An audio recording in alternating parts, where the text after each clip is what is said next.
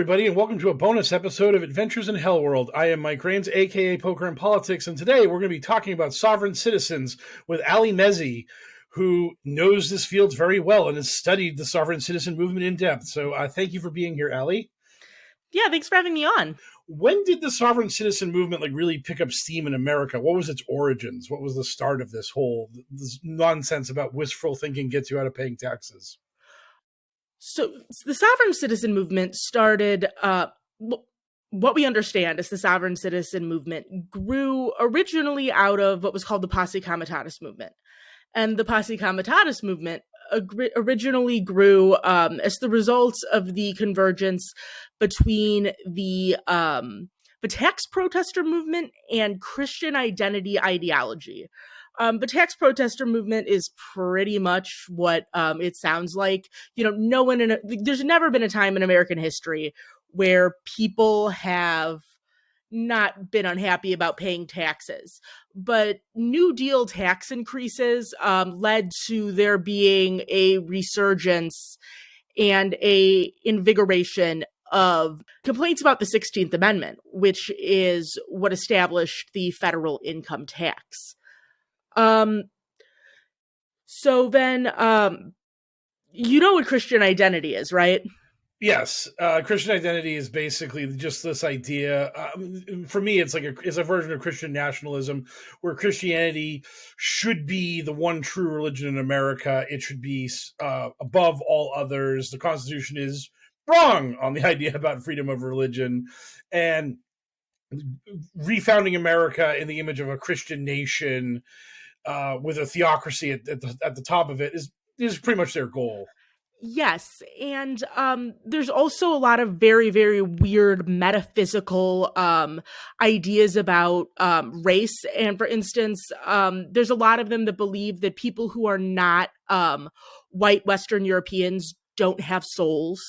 It's also very inherently anti-Semitic, and they believe that there is an impending race war. And they are one of the groups in just the wide, kind of the wide umbrella of the far right that in the middle of the century were really worried about interracial marriage becoming legalized. So if you look into a lot of sovereign citizen ideology, a lot of them will start complaining about 14th Amendment and the 14th Amendment citizenship. And a lot of this is because they hate the 14th Amendment. And why would they hate the 14th Amendment? It's because this started with Christian identity. So the years 1953 to 1969 were marked by the judicial reign of Chief Justice Earl Warren.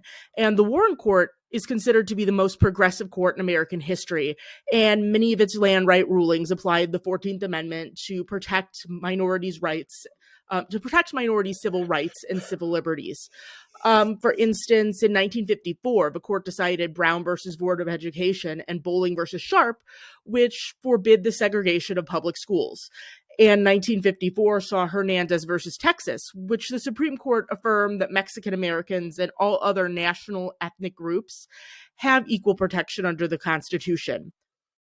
And the big thing was in 1967, the Supreme Court passed down Loving versus Virginia, which legalized interracial marriage throughout the United States.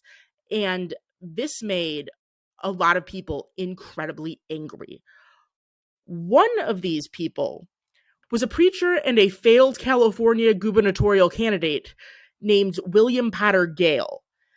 He was based in California, and he wrote about politics and religion in his ministry newsletter Identity under the pen name of Colonel Ben Carson, which he adopted from the protagonist of the KKK propaganda film Birth of a Nation. Subtle. Oh, yeah. So, there was this horrible, horrible newsletter that had all of this really, really nasty stuff. And he also just reprinting the protocols, basically. Yeah, and more creative stuff. Thank God. I need my racism to be creative. Right. Yeah. He promoted the writings of tax protesters because he didn't like taxes either, alongside these really elaborate anti-Semitic conspiracies. And he had these strange and esoteric legal theories about how God handed down his plans to mankind in the form of documents such as the Magna Carta and the Mayflower Compact. And so this is about 1970. And in 1971, Gale, who had a bit of an audience going, authored what he called the Guide for Volunteer Posses, in which he declared that the county was the only legitimate seat of power in the U.S. and that the sheriff was its only legal law enforcement officer. And under the Guide for Volunteer Posses, the sheriff could mobilize all able-bodied men in the town to upkeep the law. And then if the sheriff didn't do that, that group of able-bodied men could go and hang him in the town square. So this body of militarized men would be called the Posse Comitatus, which is Latin for the power of the county. Then Gale started publishing more and more directions for forming these posses, and it was about how groups of 7 white Christian men living in a single county would band together and elect a posse commander and an assistant commander who would run a posse like a military organization. And posses slowly started forming across America. And the people that would join this were other religious fanatics, but also tax protesters, people who had been involved in sagebrush activism in the West, just people who were frustrated with the federal government, and then people from the Minutemen militia and militant members of the John Birch Society. However, this was something that was catching on, but not really. Gale had his audience, but it wasn't particularly broad, and he wasn't interested in leading a movement, really. Then a guy named Henry Lamont Beach, who goes by Mike Beach, stepped onto the scene. How much do you know about the Silver Shirts? I don't know anything about the Silver Shirts. That sounds incredibly interesting. They are an esoteric Nazi movement that got big before World War II. Although the more Nazi and the more World War II it got, a lot of the esoteric stuff kind of started to fall by the wayside. It was pretty much just like an American Nazi kind of like loose espionage movement in the United States. Anyway, Mike Beach was an American Nazi. He was a retired laundry machine repairman from Portland, Oregon.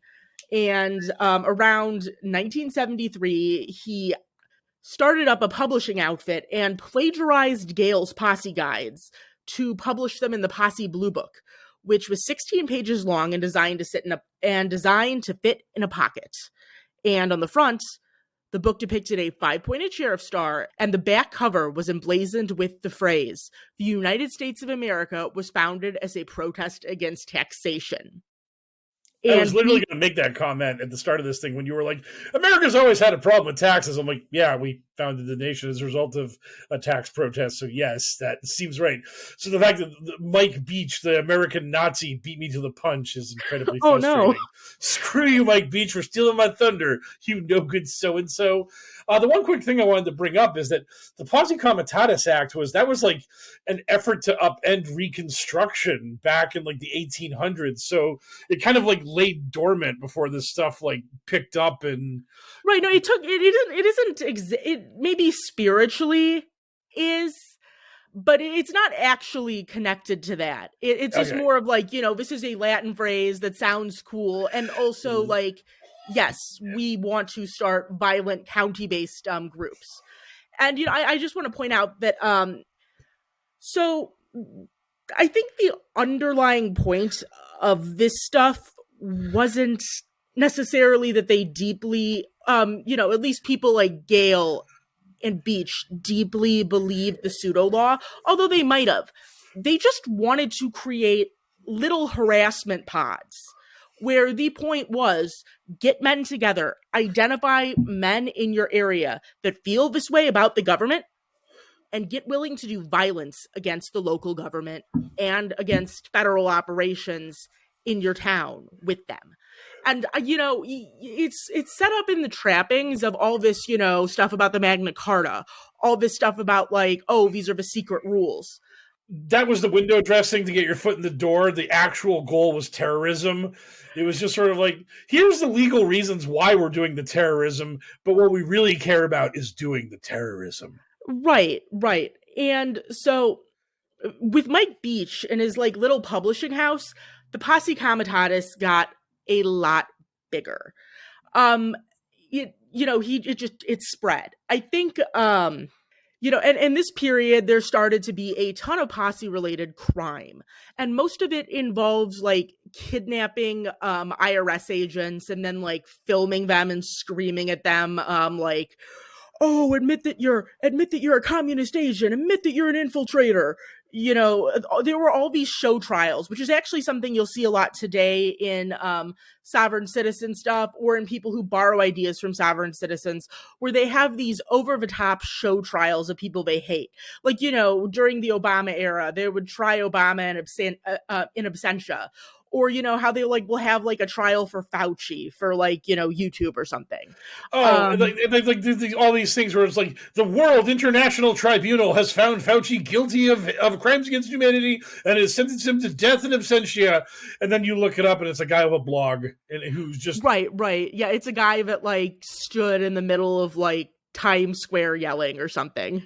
Yeah, there's a guy that's his racket, is he creates these things that sound incredibly important, and he has nice letterhead on these papers, but he's just a dude with a blog. I can't even remember his name, but I remember all these different people will be like, Fauci, Obama, this person, that person, like the International Rights of Humanity Court has ruled them guilty. And then you dig into it, and it's just Bob Smith from Oregon who runs worldinternationalcommittee.org on the internet and is begging for donations. Yep, that's a lot of that. But so in the mid-1970s, there was this growth of the movement. And they would organize these wide-ranging harassment campaigns, usually based in one county or maybe, like 2 or 3 counties of posse men would get together. And they would they'd orchestrate these campaigns against judges, mayors, state assemblymen who they'd believe wronged them. Or, again, they would target IRS agents a lot. Like, if there was a federal IRS building or someone was going out like to do an audit, they would follow them around and try to scare them with guns. Sometimes, when union organizers would come to try to organize itinerant farm laborers, they would also, try to scare away. They would also try to scare away union organizers. Because nothing says freedom like preventing collective organization. I mean, that. Right. How dare you want to collectively bargain and fight capitalism, you commie? Pretty much, yeah. Like, federal law enforcement, they uncovered some posse schemes to do assassinations, and handfuls of them were tried and convicted. The FBI was like, this is not a big threat. This isn't going to be an issue. We're just going to kind of watch it to make sure. And this was before it got really big. So in the late 1970s, the farm crisis started. And it was the perfect storm for Posse Comitatus radicalization and recruitment. So there were a lot of different causes of the farm crisis that came together to make life in rural America miserable. So under the Nixon administration, New Deal protections for farmers were kind of stripped away, and the price of grain started dropping. And then with years, all but the largest corporate farms were losing money. Then the Carter administration started embargoing a bunch of Soviet bloc trade partners. And American farmers would sell grain to the Soviet bloc. So then the demand for grain started to plummet. So it's lower prices, lower demands. And then at the same time, the Federal Reserve, they spiked loan rates in an attempt to fight inflation. So debt on farmland and equipment doubled nationwide. doubled nationwide between 1978 and 1984. So low grain prices and high interest rate triggered a massive wave of foreclosures on small farms in America's heartland. So out of this kind of turmoil rose the American Agricultural Movement, or the AAM. And there's a lot of AAM history that I'm not going to get into. And though the AAM was like a politically conservative, quote unquote, group, there was also it was also a very populist group that demanded the federal government intervene to save America's family farms. Like, we're, good old conservative people, but the federal government needs to act right now to stop this. Yeah. Conservatives for socialism. Right. And in this case, for white people. That's basically how we like. Social Security was great when FDR did it, and then when LBJ opened the door for non-whites to get their hand in the till, suddenly Social Security became an entitlement that needs to be pruned and monitored. Because entitlement became a dirty word. Yes. Oh yeah, an entitlement. Yeah, no, that just means that someone said it was yours at some point. Like, right. Yeah, yep. Yes, like I'm entitled to it. Like that is correct. The posse started to infiltrate the AAM. In an interview with the Southern Poverty Law Center, Daniel Levitas, who has done a ton of research on this and whose research has been pretty helpful to my own understanding. It was a really good starting point when I began this. He explained how the posse managed to grow by infiltrating the AAM, the American Agriculture Movement. So he said farmers were getting organized as a political force and were holding mass meetings. It was like a virus. What the posse did was put the DNA of its conspiracy theories into the cell of the farm movement, which became a carrier for it. If there had not been a farm protest movement, the posse would not have spread. So by attaching itself to the political organization of farmers, the posse just swelled in size. The FBI reports state that there were 10,000 active posse men in America at any given time. But in his research, Daniel Levitas thinks that the Bureau might have severely underestimated the popularity of the ideology. Estimates drawn from the circulation of Posse Comitatus books and newsletters indicate that its height in the early 1980s, at least 100,000 people were in some way associated with the posse. That is not good, one would go so far as to say. So this movement is in the 1970s. It is a populist movement. They are, like, at the very least, pretending to stick up for the farmers who are losing their property to the federal government. And it's, again, the little guy is getting kicked around by big bad Washington, D.C., who ain't looking out for you. So we got to band together against them. And right, like they would say stuff like, oh, hey, do you know why the Federal Reserve spiked the interest rates? It's because they're trying to destroy you so that they can nationalize your farm. Which didn't happen. Just bigger corporate landowners snapped those little farms up. And I don't want to say that that all of the momentum and all of the anger from the farm movement was channeled into this. That's not true at all. There were a ton of other groups like Prairie Fire Rural Action, actively anti-Posse Comitatus, anti a lot of like the really racist and conspiratorial stuff. And they tried really hard to organize and support people in rural areas and to show that like small farm owners and other people in these rural economies, including the laborers, had common interests and that they should stand together.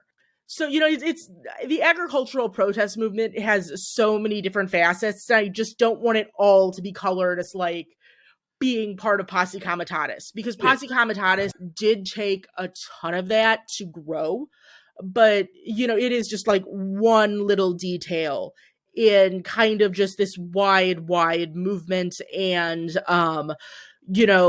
this social upheaval that kind of shook rural areas due to debt expanding so much. So that's where we're at in the 1970s. How does it transition further? Because to me, it felt like the militia movement and this right wing extremism, where it became very much in vogue to be anti government and right wing, was under Clinton. Because, Right.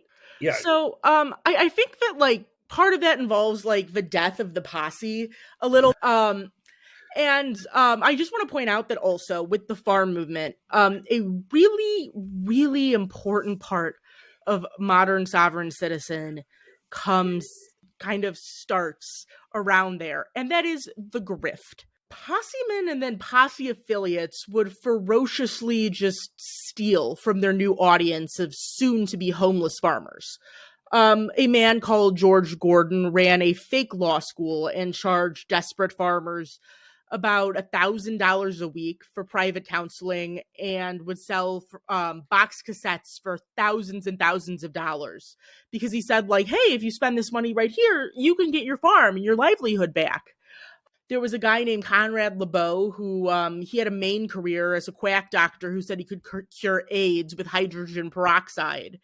But he would also go around by selling foreclosure and legal karate kits, which promised to be a trick to get out of loans.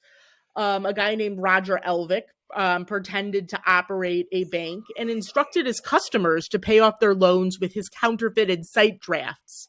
It was like a fake check form. And this is also where a lot of this fake paperwork starts getting really popular. Yeah, I was going to mention that this sounds like the whole thing where if you just fill out the right forms, you don't have to pay federal income tax anymore. So we're getting into that becoming a form of the scam where if you just say the magic words, the laws of the United States of America no longer apply to you because you have entered into like this new form of reality where you're part of true America or some sort of other nonsense that allows you to be no longer beholden to the laws that the sheep have to follow. Yeah, basically. So the posse by like the late 80s kind of died, and there was a couple of reasons for that. One, a lot of people that were involved with the high levels of it started to get arrested. For instance, there was a guy that was a huge radio star and, you know, would go on talk programs, named Jim Wickstrom, who I believe got in trouble for like money laundering and then like threatening a judge. Mike Beach just died because he was really old. And, you know, there was some other major figures that either passed away or were sent to prison for a very long time. There was also an issue where someone who had been involved in the local posse, in a local posse, but then kind of started traveling as like a roving tax avoidant advocate. Yeah, he got into a this is a guy named Gordon Call. He killed some policemen, and there was a nationwide manhunt for him, and that kind of turned a lot of people off the movement. Oh man. If only QAnon and if only the talking points had been around at that point, that guy would have been a false flag, MK Ultra sleeper, deep state operative. Ton of conspiracies about him, because he died in a shootout with federal law enforcement agents, and there are a bunch of like the federal law enforcement, they think they actually really did mess up with the shootout. Like, I think they just like flooded a house that he was hiding in with a bunch of tear gas and started shooting, and they killed one. There is an official story that Call killed a local policeman that was helping them, but like investigations have kind of shown that it's possible that the local policeman died by friendly fire in just like absolute chaos.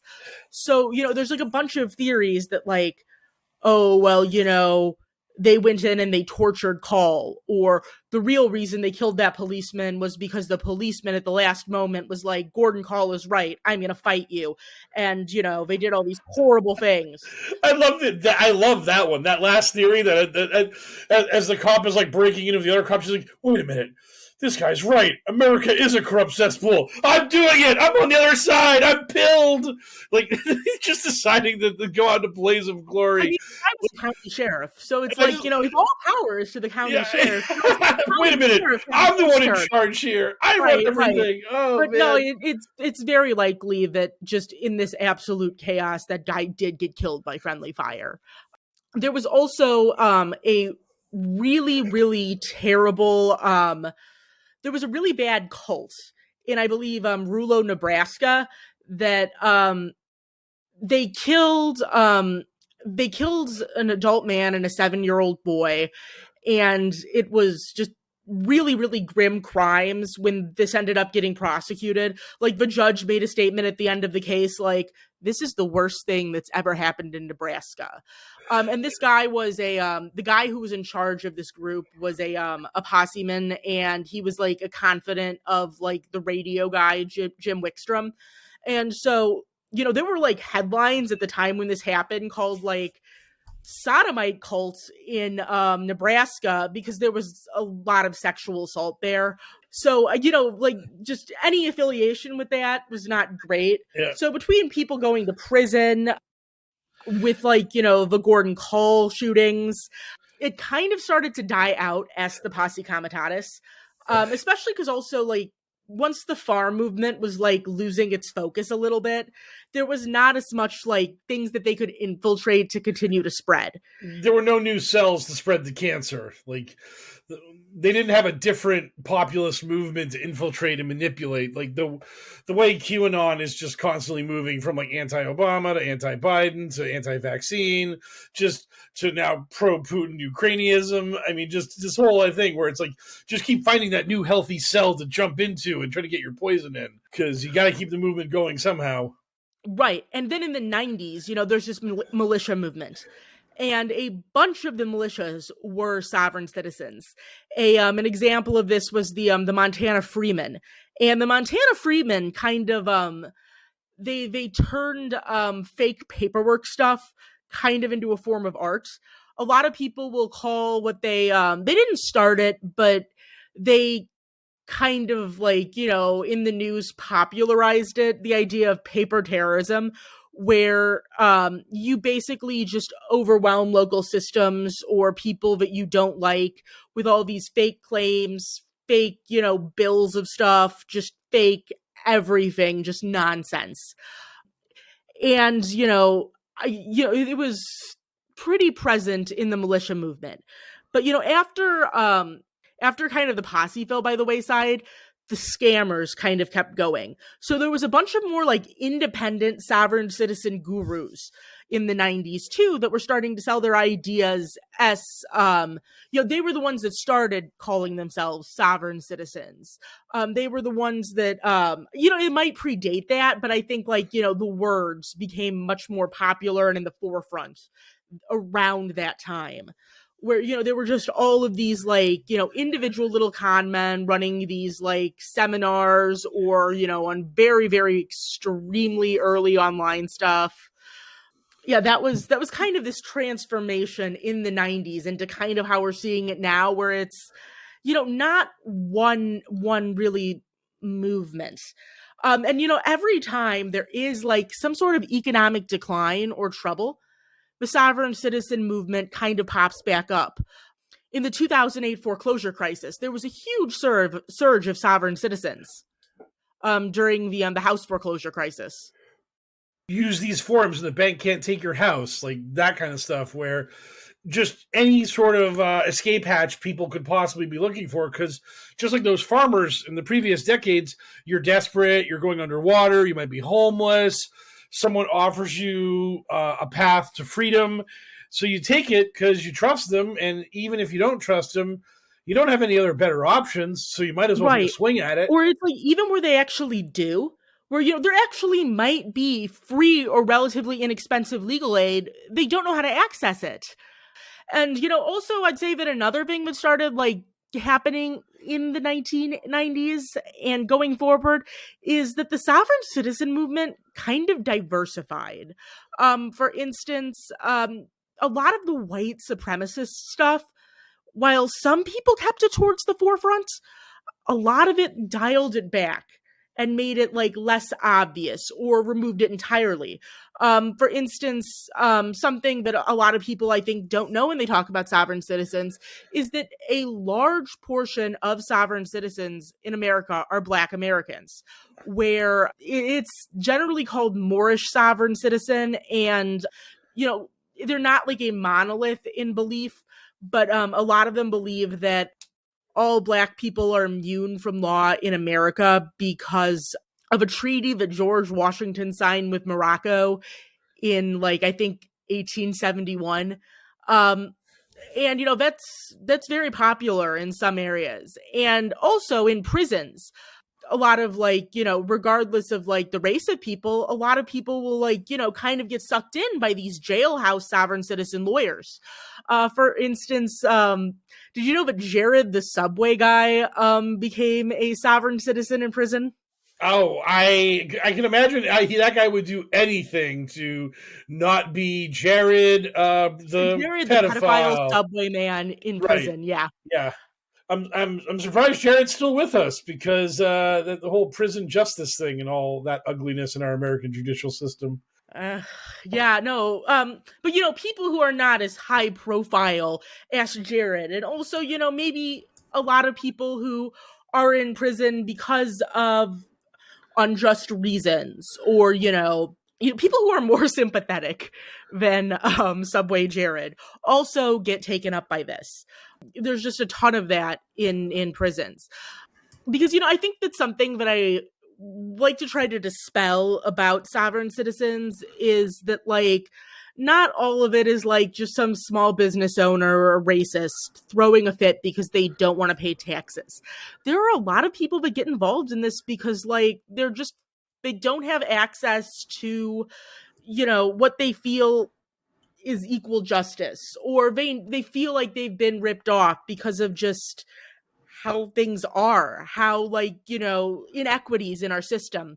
For instance, in addition to more sovereign citizens, there is a small but fairly persistent core of Hawaiian liberation movement people who are sovereign citizens. And of course, that's not widely representative of people who are Hawaiian liberation activists. But there's a frustration that the United States is asserting jurisdiction at all over Hawaii. That some people adopt these ideas that have been so decontextualized from the original posse white supremacy of it. Because they really just want to throw off, like, what they, and I think with good argument, they feel is like this illegitimate reign over them. Right. Oh, yeah. I mean, I've heard of the Free Hawaii movement before. I've heard of people talking about that kind of stuff. So that all makes a lot of sense to me. That's out there. It is interesting, though, that a lot of their roots come from what is a movement that would a lot of those people probably wouldn't be very cool with Polynesians if they were allowed to speak freely about such things. Yeah.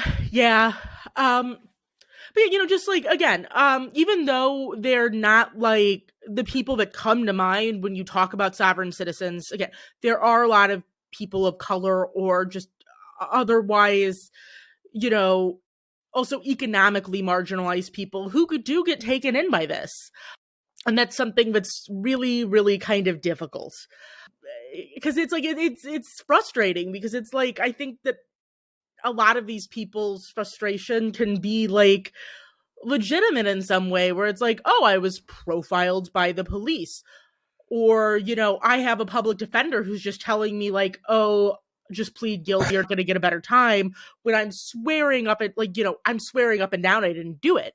Or there's a lot of things that, like, sovereign citizens will fight that, like, have you ever seen sovereign citizens get angry over a traffic ticket or like a parking ticket? A lot of those things, it's like, I'm an attorney. If I get a parking ticket, I get pissed off, but I've got money that I can pay that with. There's a lot of people that if, they get like a $100 parking ticket or something, that might jeopardize, them having groceries next week. And so, just anything that's like, oh, this is how you can fight it. This is how you can fight it yourself for free. That's really appealing to some people. Absolutely. Anyway, all of this is, again, I've said before, it's an escape hatch. It's a way out of the system. It's another part about conspiracy theories that is so attractive is it's hidden knowledge. It's the knowledge that only the select, only the chosen few have. The majority don't know that these forms will get you out of this problem. They don't know that if you listen to these tapes or hear these speeches and then do the right things and say the right words, you can get out of having to pay your traffic tickets. You can get out of having to pay back the bank the money you owe on your house. You can free yourself from the tyranny of this cruel government. Everyone else is so foolish and so weak-willed that they gave up their real rights, and you're the one that's strong enough to fight for them. Yeah, it's like, this idea that you are the special one, you are the chosen one. And, again, there are sovereigns, but, also, some sovereign citizens are just basically, people that are, throwing fits that they have to pay taxes. Those also exist. But... Not everyone's a desperate, struggling person just looking for a way out. There are people who are just, I hate taxes. Assholes. I hate taxes, and now I don't have to pay them because I filled out these forms. How do you like them apples, Copper? Right, exactly. Because, there are just so many different types of people who become sovereign citizens, and also just so many different strains of belief with them. Because, a lot of time people will ask me, Allie, what do sovereign citizens actually believe? What's at the core of it? And, there's about 1 trillion separate answers because, there's no real one metaphysical bedrock. Some believe that it is God's law, that, God, that, all of the sovereign citizen stuff that I do is because I'm following God's law and you're not. Some say the ultimate authority is the Magna Carta. Some the Articles of Confederation, other that secret treaty between George Washington and Morocco. And then many others think it's the Uniform Commercial Code. Or there's the German sovereign citizens that think that the Second Reich never ended. The thing is, it's there's not really one thing. And I think there's a Canadian court decision called Meads versus Meads, which I actually really recommend as a primer on the sovereign citizen movement. It's about 100-something pages long and it's very detailed, but it's also just, it's very good. The judge who wrote this took a long time and it's a really interesting, good resource. And they call sovereign citizens, because sovereign citizen is kind of a narrow term because there's a whole bunch of people who do sovereign citizen esque things that don't identify themselves as sovereign citizens. They call them organized pseudo-legal commercial argument litigants. Because, that's supposed to be just a broader idea of these people who use these pseudo-legal arguments. And I'm going to read from that case really quickly because I think how they summarize what ties all these different types of people together is quite good. Organized pseudo-legal commercial argument litigants do not express any stereotypic belief other than a general rejection of court and state authority, nor do they fall into any common social or professional association. Arguments and claims of this nature in all kinds of legal proceedings and all levels of courts and tribunals. This group is unified by 1. A characteristic set of strategies, somewhat different by group, that they employ.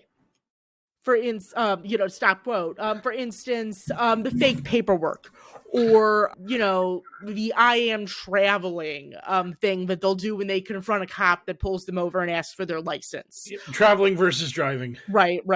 They all have kind of these catchphrases, basically. Then specific but irrelevant formalities and language, which they appear to believe or portray as significant. And the commercial sources from which their ideas and materials originate. So this category of litigant shares one other critical characteristic. And, this is the big one.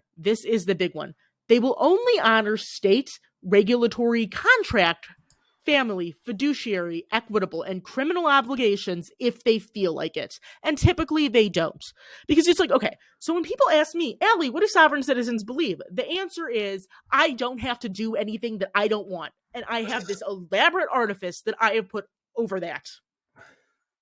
Yeah, that really does kind of cut it to the core of the issue. So we had the sovereign citizen militia movement in the 90s, and then I'm sure this stuff and not all militia movement in the 90s was sovereign citizen. There was just a lot of adherence and a lot of overlap there. But yeah, not a complete overlap. No.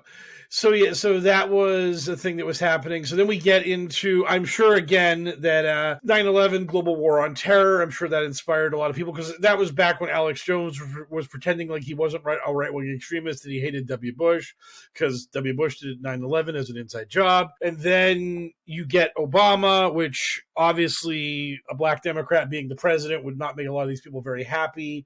What was it like in like that timeline, basically from 9/11 onward? Like, I would, the line of demarcation for us would probably be before Trump got elected, because once Trump gets elected, we get QAnon, and then that can of worms gets opened. So after 9/11, before Trump, what does the movement look like?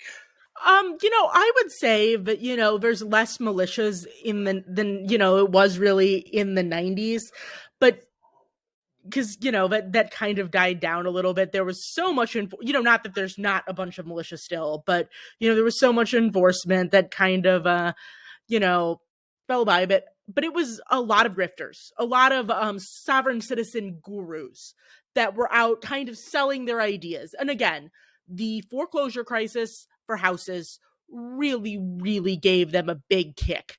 Just a bunch of people that were trying to get out of these, financial binds. It's just people that were scamming a lot of the time. And, they would have a bunch of entry points. For instance, a big one is family court. A lot of the times when most people interact with the legal system, most regular people who aren't business owners, they'll usually probably hit it with, maybe something criminal or traffic tickets, sometimes landlord tenant, occasionally small claims, but another big one is family court. In family court, unlike criminal court, you aren't given a lawyer. You've got to afford one. So people who can't afford or don't sometimes, it's like you go to a lawyer. The lawyer is, lawyers, it's not good as we are. We actually do have an ethical code we have to follow. And if we say that, you can't win this, you don't have a case, we can be like, well, here's how I can mitigate this for you. Or here's a strategy that we can employ where it's find a way that to resolve this in your interests, but you're not going to win it. Some people will just outright refuse to take that from a lawyer. Because they think, no, I'm right, I should win under the one way forward, and that's justice that I do that. In addition to the people that can't pay, there's also the people like that who do not want what a lawyer can tell them, which I think actually kind of really intersects with the January 6th defendants in a lot of the ways, where, there's a couple of sovereign citizens in them, or people using sovereign citizen arguments, but a ton of them just haven't accepted help from any federal defenders because they don't like what the federal defenders tell them. They don't like what, it's like, well, you broke onto a federal building and you rioted, so... we got you on tape punching a cop. Take a deal, and I'll try to keep your jail sentence down to 4 months. And that person's like, but I was right to punch that cop. He was violating my freedom. He was allowing a stolen election to happen. Right. Yeah. No, there are people who don't want to hear what, a lawyer acting within the realm of ethics would tell them. So they'll go there. And family court is a huge area of recruiting for that. And I think that, again, it's just it was a bunch of scammers. There was, of course, some of it that intersected with Tea Party stuff. But yeah, no, just scammers. It feels like the further we go along with this, the more scammy the movement gets. It's so weird how the grift is what matters after a while. Absolutely. Yeah, no, it's not great. It's really just like, cause other than like, just, oh, so, okay, another thing that sovereign citizens do. It's like another grift thing. Because actually the first time I ever encountered a sovereign citizen, I was doing an internship at a judge's office in 2000 and maybe 13, because I was not a law student yet. I was like an undergrad that was like filling the judge's paper and stuff. I was not a law student. I was an undergraduate, and I was like getting the judge coffee, running papers for him, just kind of observing stuff. And we had a sovereign citizen litigant in the court. And this guy had he was one of many sovereign citizens that. So one thing that a lot of sovereign citizens believe is that you have a secret bank account where they keep all of your taxes. And if you follow the secret, you can withdraw from that bank account and take out all of your taxes and the huge amount of interest on it. And it's basically you file a fraudulent tax return. And this guy had organized like a group of people, most of them who were homeless or senile, to withdraw from their bank accounts and give him a cut. And fortunately, I don't think the people he conned were prosecuted, because very fortunately, with tax stuff, if you don't know that you if you make a good faith mistake on your taxes, or you believe, it's like if you really believe that you are owed something or you don't owe something, you won't be held criminally liable. You will be held civilly liable, and you have to either give over or give back the money. But, you're not going to go to prison. So, people who are scammed usually can get out of it. But, there's a ton of sovereign citizens like this that do these weird plans where they just get people to file a bunch of fraudulent tax returns. That is a really bizarre scam. I mean, they're getting paid to process these fake tax returns, I assume. Oh yeah, no, they get a cut. Oh yeah, that's how this works. Always gotta get your taste. Always gotta wet your beak, as one of my friends would always in Vegas always say. We had those people, and then our favorite super secret spy on the internet shows up. Exactly, like, when did QAnon like kind of reach out to this movement? Because they reached out to everything, but the thing that I can mostly recall from kind of the spread of the movement is that a lot of the people that I remember from QAnon early on were anti-vaxxers, and it didn't matter because they were anti-vax in like 2018 and early 2019, and that was a niche issue. Nobody cared about it. And then, oh no, being anti-vax was so important in 2020. Do you know any like major QAnon promoters that were like really into the sovereign citizen movement, or like people that were sovereign citizens that dipped their toe into QAnon? Like, what was that meeting like between the two movements? I think that like sovereign citizens have been in pretty much every conspiracy community that got absorbed by QAnon. So to some level, like the commingling has been a very like kind of passive, like, a passive thing almost, where there wasn't like a big overture. It was just that these areas they both existed in just came together. As for major promoters, I think a lot of them have said some sovereign citizen stuff at one time or another. But, I know that a lot of the ones that do like the financial system stuff, like Charlie Ward, Charlie Freak, they've had sovereign citizens around. The now deceased Robert David Steele would host Russell J. Gold on his show. And Russell J. Gold is an absolutely wild sovereign citizen. He is the protege of a man named David Wynn Miller, who claims that he died in a race riot in Milwaukee. And I'm trying to remember what organ he said an inept surgeon removed. He says that like this inept surgeon removed one of his organs but put it back in. And he came back to life. He came back to life with like a 200 IQ, not having to sleep, not having to age, and immortal, which is not true because he's dead now.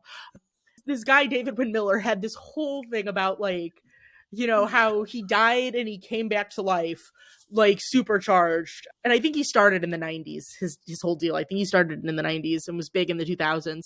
But he came up with this entire fake language and this entire thing that he calls quantum parse syntax.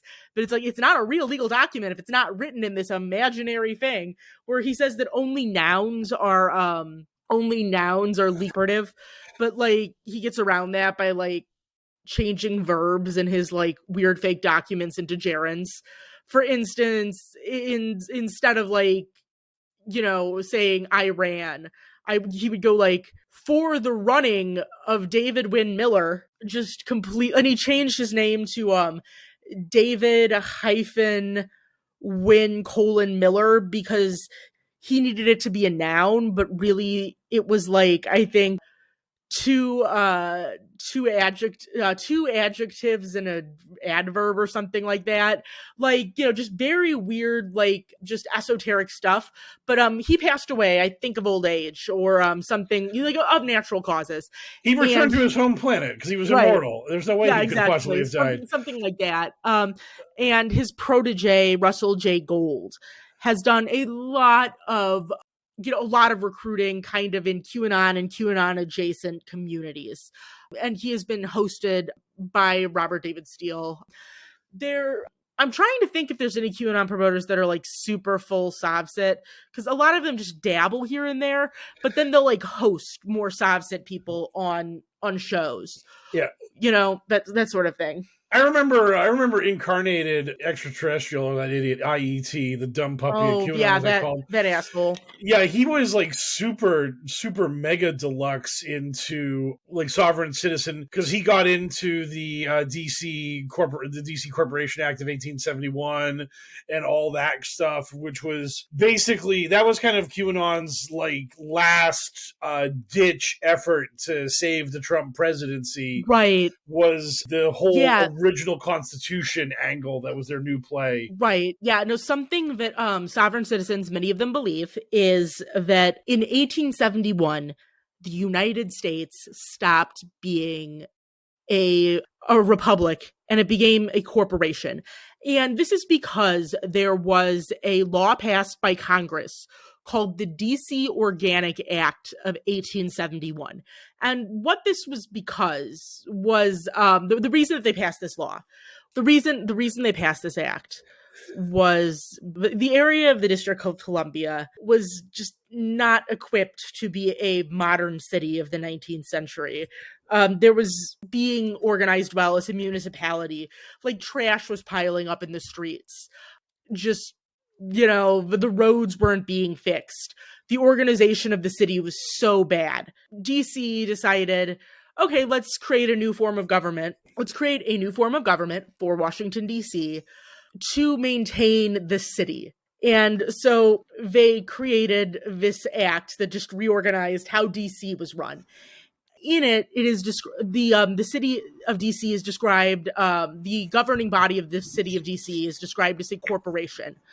And that just means a body organized for a specific purpose. A lot of towns, if you look at a charter of a small town or a city, will describe the city as a corporation because, it's a body of people that are trying to do a certain thing, namely maintain the municipality.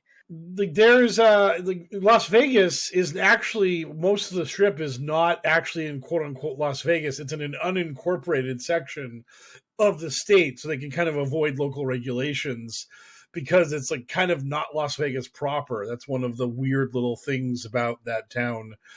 If you dig into it. Like the word corp, this core corp just means a body. And they love to play word games with that. For instance, they'll be like, did you know that you're secretly dead? That's why corpse and corporation have the same, like, core. Mind-blowing gif here. Right. Oh my God. Yeah, just wild stuff. But, they believe that when this act was passed, it actually dissolved the United States government, because there's a little bit in it saying like, oh, we're dissolving the government in DC, meaning we are dissolving the people, we are dissolving the group that currently governs the municipality of DC to replace it with this other group that is also going to maintain the municipality of DC. So they say, oh, so they're dissolving the United States government in DC and replacing it with a corporation. And I just want you to know that also that government of DC has since been replaced, I think, in the 70s with the Home Rule Act, which was another just reorganization of the DC government.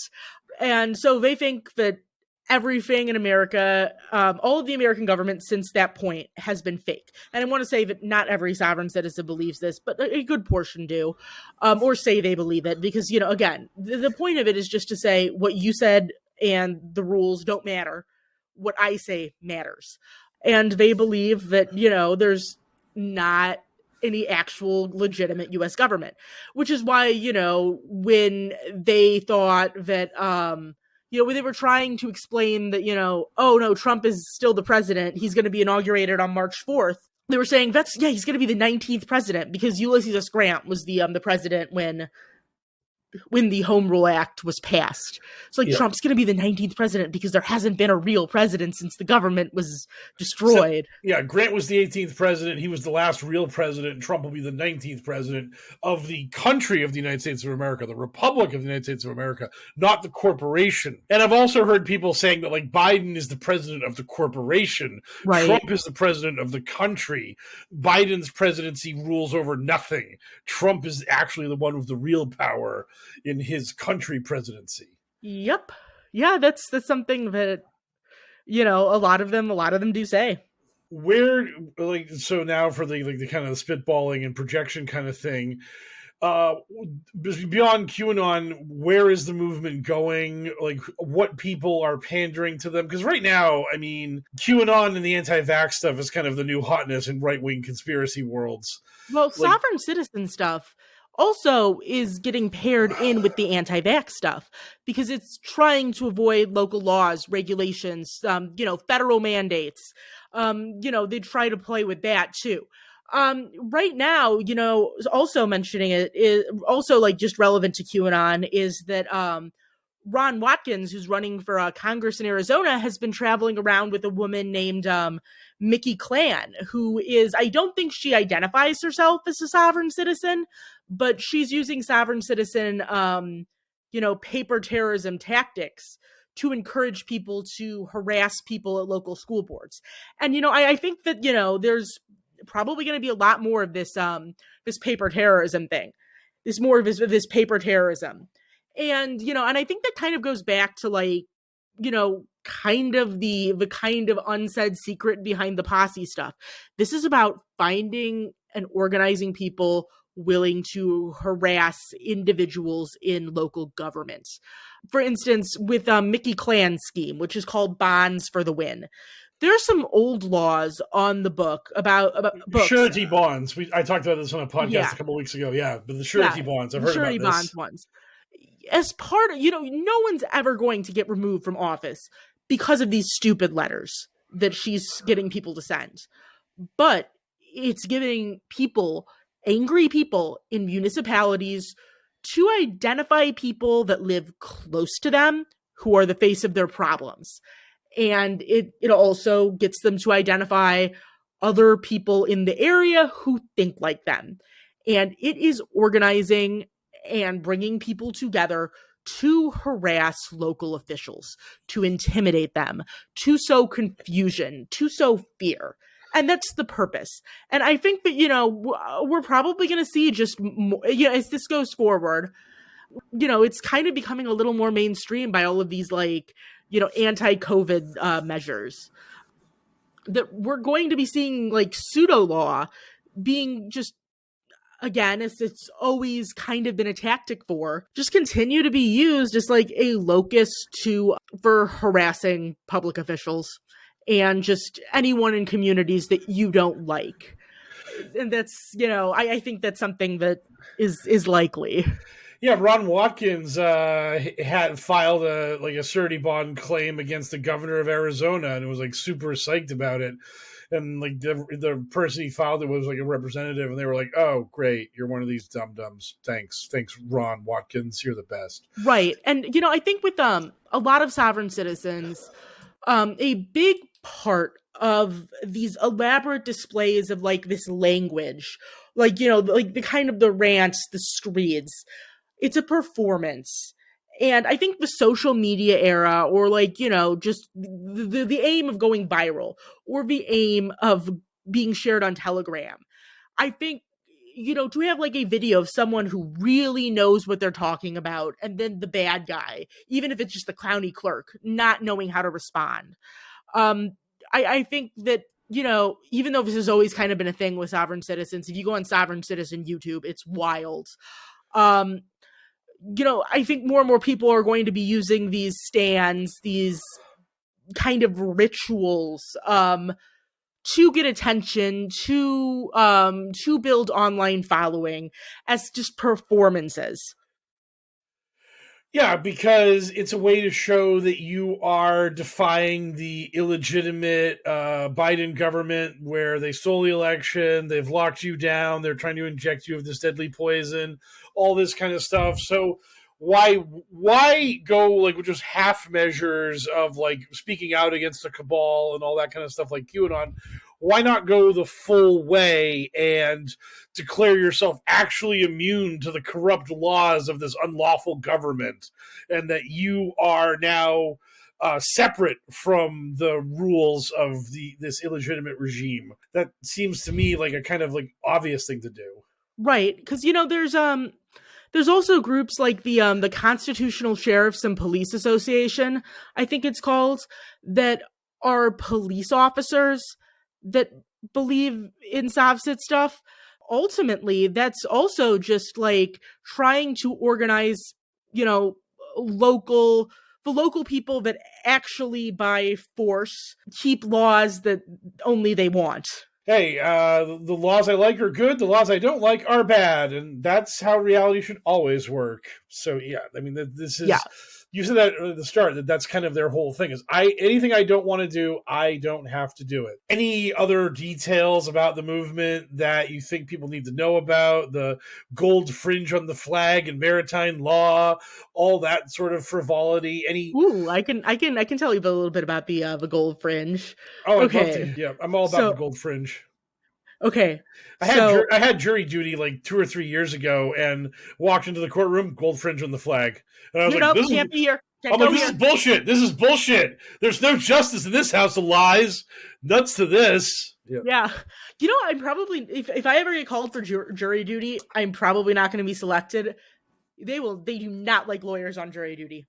Because like usually it's because like the other jurors will give their say more due, and like that would be unfair. I mean, I would personally like to have more due over like over what I think should happen, but I can understand why the court might not want that.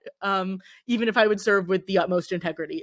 With the gold fringe, according to one of many schools of sovereign citizen thought, there are two types of criminal proceedings, which are common law trials and admiralty tribunals.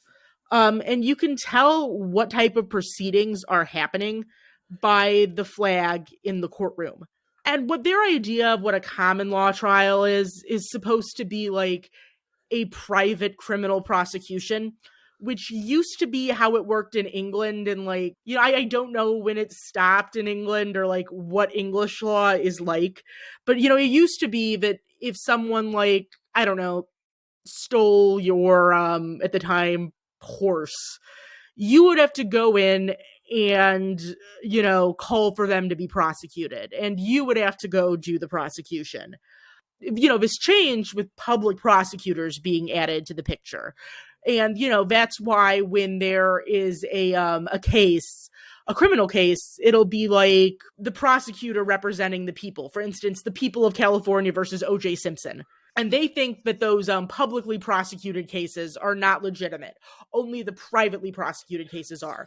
And, private prosecutions really aren't a thing in most of the U.S.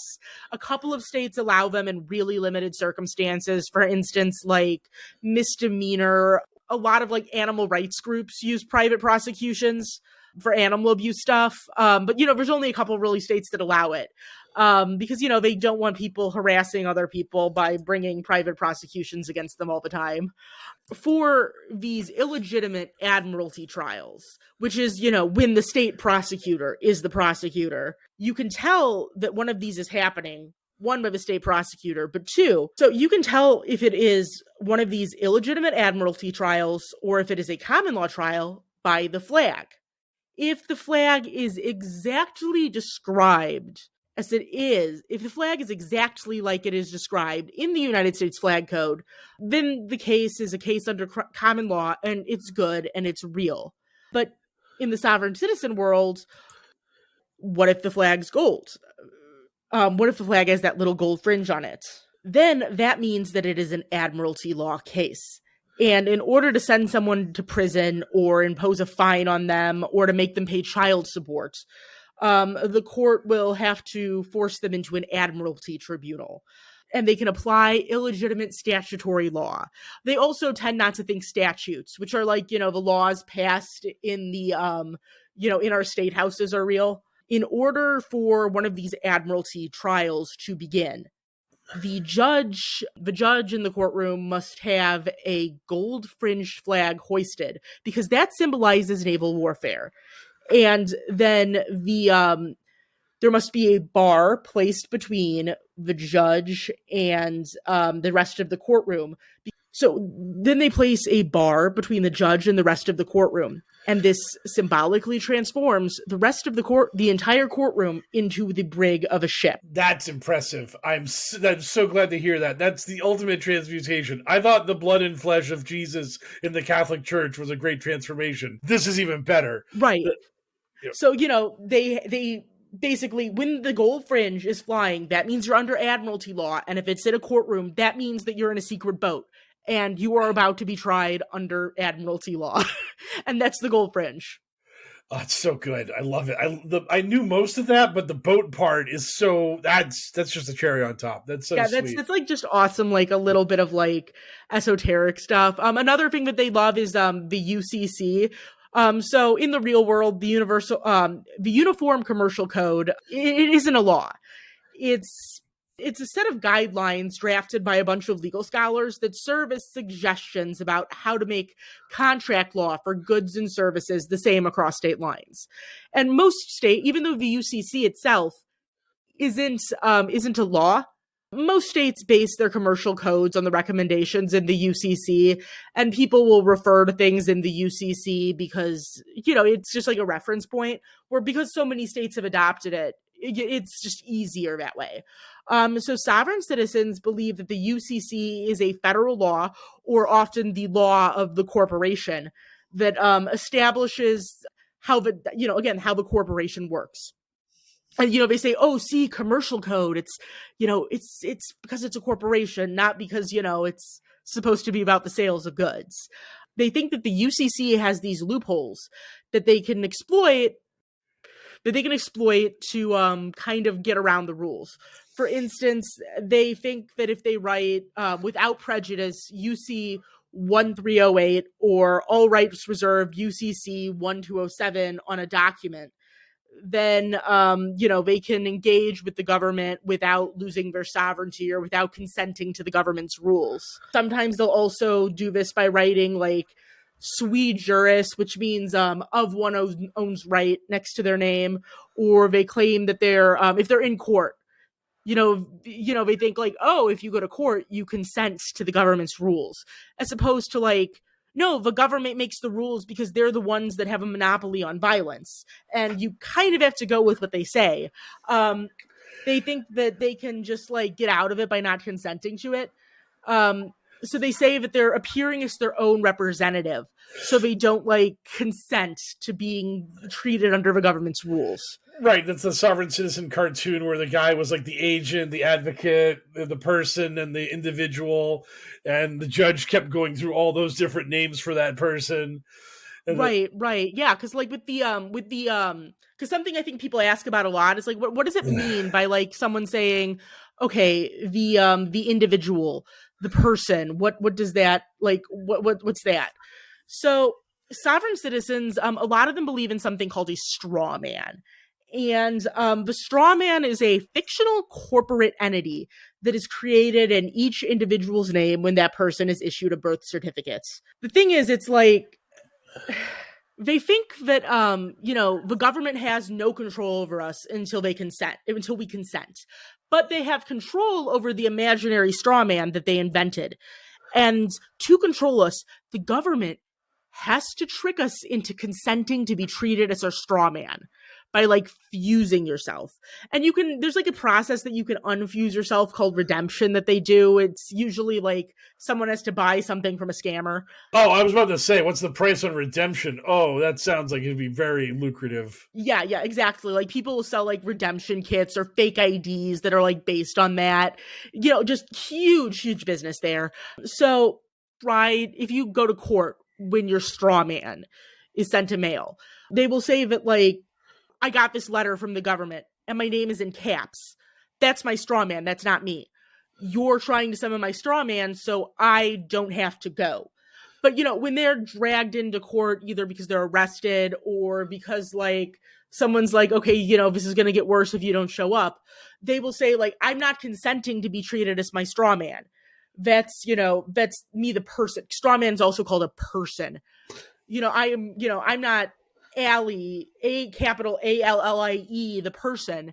I'm capital A, lowercase l, lowercase I, lowercase e, the flesh and blood individual or the woman or something like that, where you can say like, I'm not consenting to be treated as my straw man, but I'm here as a representative of my straw man. And like this, they do this huge pageantry of saying that I am not this name on this envelope. And yeah, they just kind of like try to dodge responsibility for like, stuff that way, or be like, oh, no, I don't know these taxes. My straw man knows these taxes. Or, I don't know my child support. My straw man knows this child support. You're not sentencing me to prison for setting my neighbor's house on fire. You're sentencing my straw man to prison, and I don't consent to going to prison. It's stuff like that. It's just also esoteric, and it really doesn't matter, because I think like as I mentioned, like a lot of the power quote unquote power in this is the confusion it causes. Or if you're doing something like paper terrorism, this bogging people down in papers, or another a big tactic of theirs is filing liens, fake liens against people they don't like. For instance, if you're in a trial, you're on trial for stealing a car, I don't know, you can go while you're out in bond and go into, the county office and get a form and say like, there is a $70 million, the judge owes me $70 million and he secured it with his house. And then, they file that and it goes through. And, the judge can get that removed, but it wrecks his credit in the meantime. And, this can be like really, really burdensome, especially when they like kind of focus it on people like county clerks or just random people who are working processing paper in a county office that might not have a lot of resources and patience to deal with it. So yeah, like it's, I'd say that a lot of like the power is in that, but also, as I mentioned, the bonds for the win thing or the original posse comitatus thing, it's about identifying people to intimidate and grouping people together to go intimidate them. So yeah. So yeah, the sovereign citizen movement is tons plus the funds. So the standard kind of outro here is where can people find you on the interwebs? How can they interact with you to learn more about this nonsense and everything else you do? So I have a Twitter account that is at Panail Decalcify. I tweet about sovereign citizens semi-often, sometimes, but it's mostly just a personal Twitter account. That's it. That's it. That's where you can find me. That's where you can find me. Catch you later, suckers. So thank you for taking the time here. It was great talking with you this evening. Yeah. I was glad to have you. I was glad to do this. This was very interesting. I learned a lot more about sovereign citizens than because one of the things that one of my friends always says to me about stuff is like, I had no idea how deep this went. And I'm like, welcome to reality. Like, there's nothing humanity ever does where they don't go whole hog on it. Right. There's nothing you can get a surface level analysis of and go, boom, nailed it, done. Right. Don't need to learn anything more. Even this, there's so much more. For instance, like, you know, in the 90s, like the Montana Freedmen, fascinating. David Windmiller, complete just like rabbit hole. The Moorish sovereign citizens, fascinating movement in and of itself. Just so many different things going on that I cannot even begin to like explain in this time. Right. We could do a 10-part series and still not cover all of it. So thank you for joining us. I am going to either fall asleep or spend the next hour killing robot dinosaurs and then falling asleep. So that sounds fun. Oh, it's incredibly fun. Horizon Forbidden West has been everything I've hoped it to be and a bag of chips. So thank you all for listening. I hope this was enjoyable, and I will talk to you all very soon.